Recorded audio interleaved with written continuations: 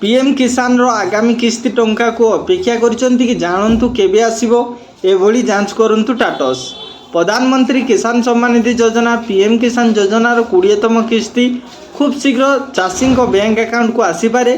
तेबे यही योजना अधीन योग्य चाषी को 2000 टंका सहायता राशि प्रदान करा जाउछि। तथापि सरकार पक्षर एपर्यंत टंका आसवा नहीं आनुष्ठानिक तारीख घोषणा करा जाय नाही, किंतु यही किस्ती जून 2025 रे आसीपारे बोली आशा करा जाउछि। पीएम किसान सम्मान निधि योजना कौन? प्रधानमंत्री किसान सम्मान निधि योजना पीएम किसान योजना केंद्र सरकार एक प्रमुख पदक्षेप जहाँ अधीन योग्य चाषी मानू वार्षिक 6000 टंका आर्थिक सहायता प्रदान करा जाए। यही राशि 3टी समान किस्ती सीधा सड़क चाषी बैंक अकाउंट को जाए। यही योजनार लक्ष्य होची चाषी मानकर क्षुद्र कृषि आवश्यकता जेपरिक बिहन सार जलसेचन इत्यादि पूरण करने एवं सेमानकर आय को स्थिरता प्रदान करने।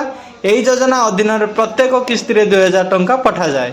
योजनार लाभ किए पाई परिबो? यही योजनार लाभ केवल सही चाषी उपलब्ध जहाँ नाँ चाष जमी पंजीकृत, किंतु किछि श्रेणी एथिरु बाद दिया जाइछि। संस्थागत जमी मालिक जदि जमी कौन ट्रस्ट किंबा आनुष्ठानिक नाँ थाए तेबे कौन योग्यता नहीं। वृत्तिगत पंजीकृत डाक्तर इंजीनियर एमान नाँ जमी थिले सेमाने मध्य बाद दिया जाउछि। आयकर देउथिबा चाषी जो माने पूर्व मूल्यांकन वर्ष आयकर देइछंती सेमाने एही योजना लाभ उठाई परिबे नाही। स्टेटस किपरि जांच करिबा? प्रथमे पीएम किसान ऑफिशियल वेबसाइट को जांतु। होम पेज रे फार्मर कॉर्नर विभाग रे क्लिक करंतु। सेठारु बेनिफिशियरी लिस्ट विकल्प चयन करंतु।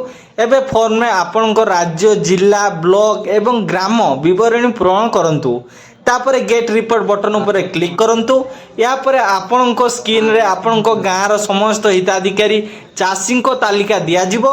आपण एथिरे आपनकर नाम खोजी पारिबे। एपर्यंत आपण केतेटी किस्ती पाइछंती? 19तम किस्ती 2025 फेब्रुआरी 24 तारिख रे पाइछंती, जहाँ 9.8 कोटी चाषी को लाभ हेउथिला, जेउथिरे 2.4 कोटी महिला थिले। 18तम किस्ती अक्टोबर 2024 रे दिया जाइथिला। 17तम किस्ती जून 2024 रे चाषी अकाउंट को पठा जाइथिला। एही अनुसार 20तम किस्ती जून 2025 रे आसीपारे। तो फ्रेंड्स एमती अपडेट न्यूज जानिबा पय हम चैनल को सब्सक्राइब करंतु, जहाँ फल रे आपण माने सर्वप्रथम वीडियोटी पाई परिबे। तो फ्रेंड्स एही वीडियोटा को व्हाट्सएप फेसबुक माध्यम रे शेयर करंतु।